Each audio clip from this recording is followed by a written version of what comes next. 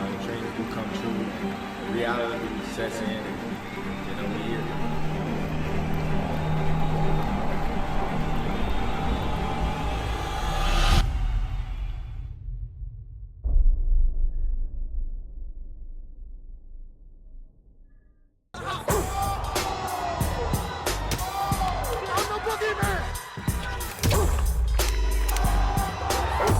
Respect isn't given, it's earned in blood. Boxing King Media in the house, team management from Anthony Joshua, Mr. KD. Ghanaian in Nigeria, how you found it? Say that again? I said a Ghanaian in Nigeria, how did you find it? You know what? I've been coming to Nigeria for years. My son's half Nigerian, both of them actually. So yeah, it's like a second home to me. Obviously being on the AJ journey, we've been here, we've done a lot of stuff, we're continuing to do a lot of stuff, so it's nothing new, it's like a second home. You know, before we talk about this card, how did you find the experience of like just being here, the stadium, the setup, just the way they pulled everything off? You know what? We've been in talks with the promotion for quite a while now, so I understand their background. They've got a very, very strong background in entertainment, in the music industry and everything. So when you look at the production is A1. I haven't seen screens like this around a venue since being at the Super Bowl, if I'm honest with you. So the levels are right up there. To be fair, Riyadh season do very good on the promotion, on the production with screens and visibility. So yeah, hats off to them. It's really showing that Africa isn't as behind as people think they are, but it's just a case of being able to showcase that.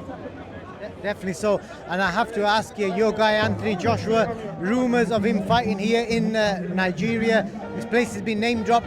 There was talk of Ghana, but I've just seen boxing banning Ghana. So give us an update on Ghana and then tell us what could happen in Nigeria. You know what, Eddie said it as plain as simple as it's been. There's been a lot of interest in where can host AJ's next fight.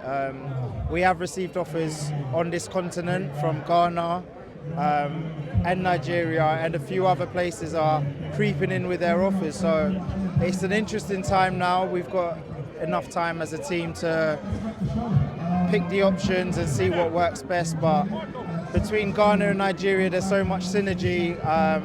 With him being from Nigeria, me being from Ghana, us spending a lot of time out there. So I'm pretty sure we're going to see him in one of these locations in the new year. So not this year, is it? You're definitely ruling out 2025?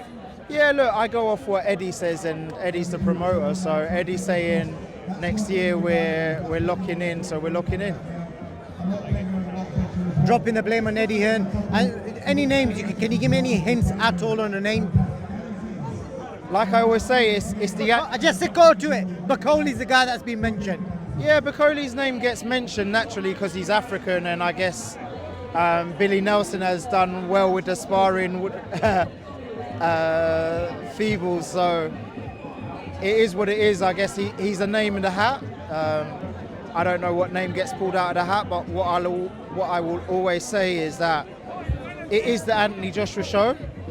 He's worked hard enough in this career to make it the Anthony Joshua show, and for the last how many years without ducking mandatories and fighting who the public demands and who he wants to challenge himself against, it will forever be the Anthony Joshua show. So you saw in his last fight, he went into a world title fight, but it was still the Anthony Joshua show featuring Daniel Dubois. So I don't know who we're going to pull out the hat as an opponent, but what you will be guaranteed is a spectacular night of the Anthony Joshua show.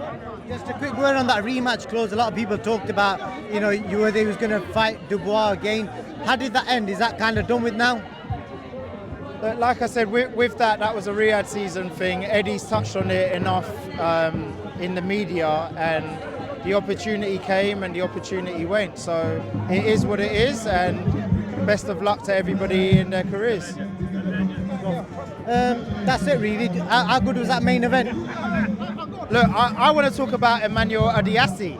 My fighter. Let me talk about it. Sorry, that's the reason you're here. I spoke to him yesterday. Such a nice kid. You know what? What I loved about him the most was how clued up he is for a young man. Great values. I had a really good conversation with him. Check out the interview if you haven't.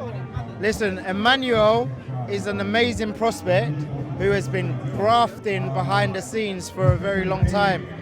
If you look into him deep enough, you'll see he has been around sparring the greats. He's been in camps with Wilder, he's been in camps with Usyk, he's been training with Sugar Hill, he's been training with Joby Clayton, he's been in camp with Anthony Joshua. The list goes on. Honestly, the spar I watched with him and Daniel Dubois, I think I touched on it, but I don't want to be Billy Nelson and start saying stuff that the public won't believe. So we've just got to get behind Emmanuel and tap into his journey. He's another kid that's going to be part of the next gen coming through. He's in the same age bracket as your Moses Ataumas and your Leo Atangs, and I believe in time he's going to have a great matchup with the names that the UK is pushing forward. So I know that boxing he's German of orientation as well as Nigerian, so I know that Germany is now coming back on the map with the zone. So you're going to be able to see him a lot more, but tune in now and you won't regret it. I definitely back that up. He can talk, he looks the part, and he can fight. Yeah, you know what? Like I said, I don't want to go into his sparring stories, but you can ask any of the top heavyweights that have had him in his camp, helping him prepare for their fights. He's a very true professional and he knows what he's doing. He's heavy-handed, he has power, he knows when to use it, he's elusive, and just tune in. You got to get behind these guys and see their journey unfold. We're going to leave it at that because there's madness going off. I think there's some performance coming on now, so KD, sign us out from Nigeria. Listen, Africa is pure vibes. We saw it in Ghana recently. You're now seeing it in Nigeria. I know South Africa is putting on some boxing as well, but tap in, man. We've got the zone now. We've got streams. We've got the ability to watch more shows than we've ever watched before. So lock in, guys. Like, the sport isn't just in the UK and the US. It's all over the world. KD, thank you very much. You know, dreams do come true. Reality sets in, and you know, we here.